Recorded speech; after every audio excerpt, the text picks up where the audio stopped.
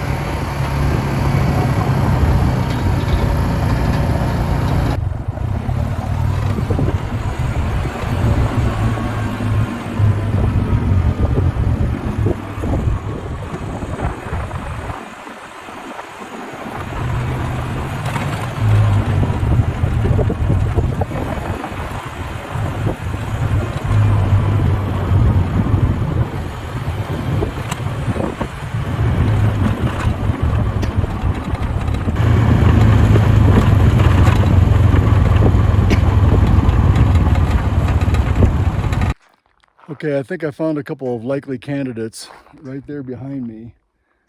You can see these are smaller trees over here. And I think if I dig these little ones up, they don't look like they're part of a bigger grove. So I'll do minimal damage if that's the case. They also look small enough that I think I can manage them. So if I can just figure out how to get up this little incline right here, I'll be good to go.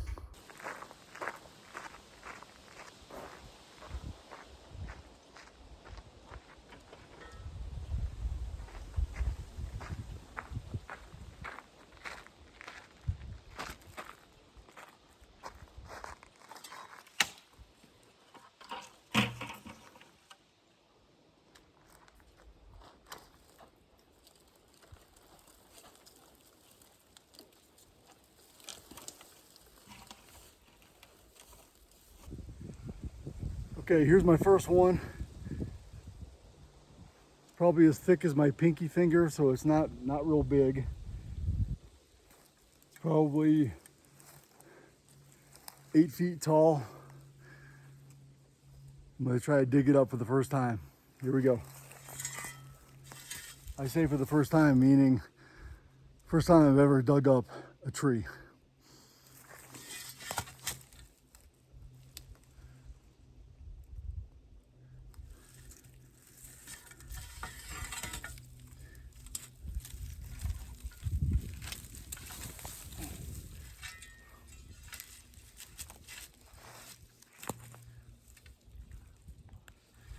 I should have worn my gloves.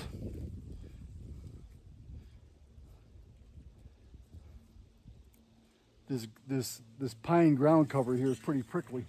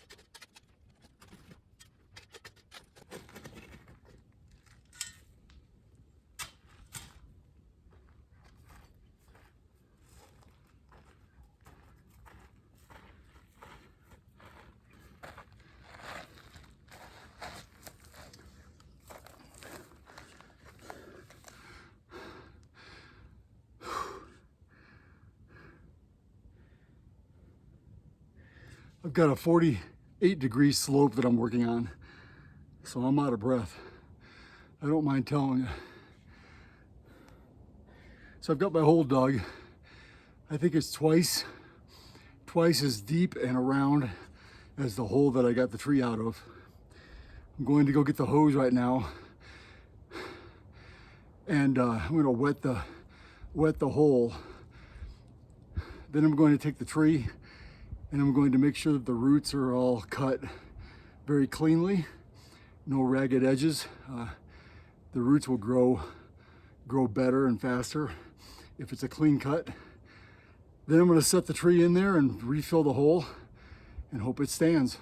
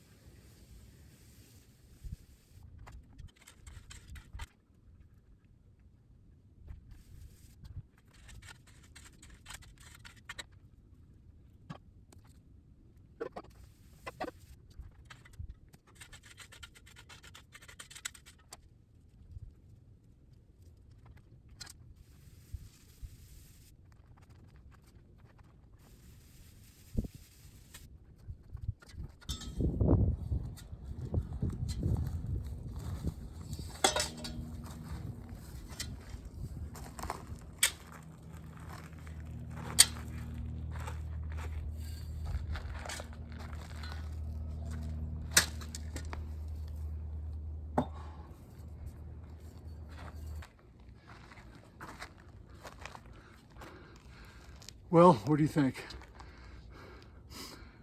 We'll see. I'm going to keep them watered until the snow flies.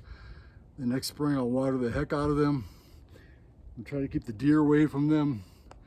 We'll see how it goes. I'll keep you posted. If you like what you see here, I hope that you'll hit the like button and the subscribe button. That helps the channel out, and I'd really appreciate it. Have a great day.